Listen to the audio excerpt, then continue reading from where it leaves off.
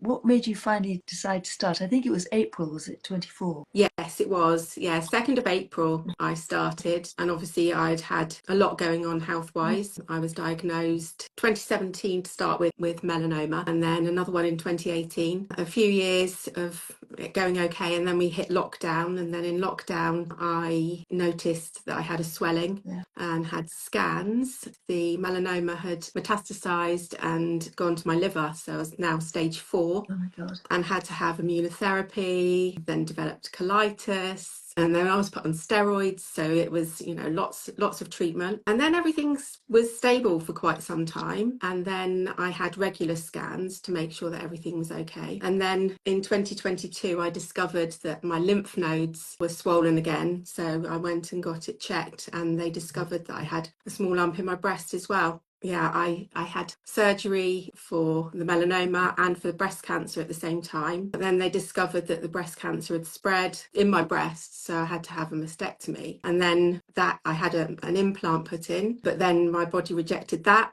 and I had radiotherapy, targeted therapy, so a lot of drugs.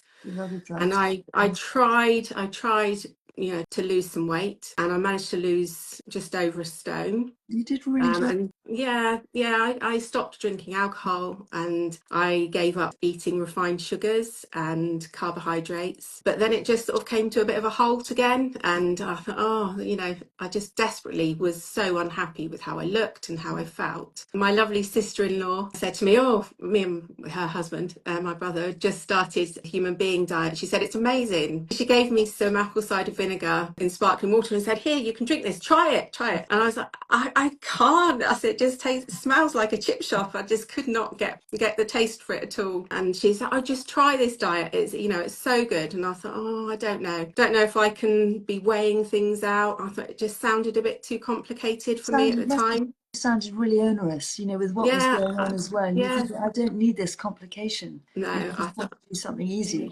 So I thought, oh, I don't know. Anyway, I saw her cookbook and I had a flick through and thought, actually, there's some nice things in there. And I went home and I ordered the cookbook. And when it arrived, I had a read and I thought, oh, okay, yeah, I think I might be able to do this. So brave. Yeah. So then I ordered the book, read the book, and then I started looking on Instagram at some of the really inspiring people. Yeah. I was, you know, so many people that I followed that really inspired me. And the Friday inspo posts were just amazing for me. I looked at those and thought, oh my gosh, you know, if these people can look like that to start with, and now look at, you know, how much weight they've lost, and everyone was saying how well they felt. I just thought, I don't know if I'll ever feel that well because of all the treatment that I'm on and everything that I've been through. And I thought, you know, having the cancer and all the operations and everything, I thought, I don't know if I'll ever feel that well again. I really felt awful. Yeah, I can imagine. Terrible combination of things, just one thing after another.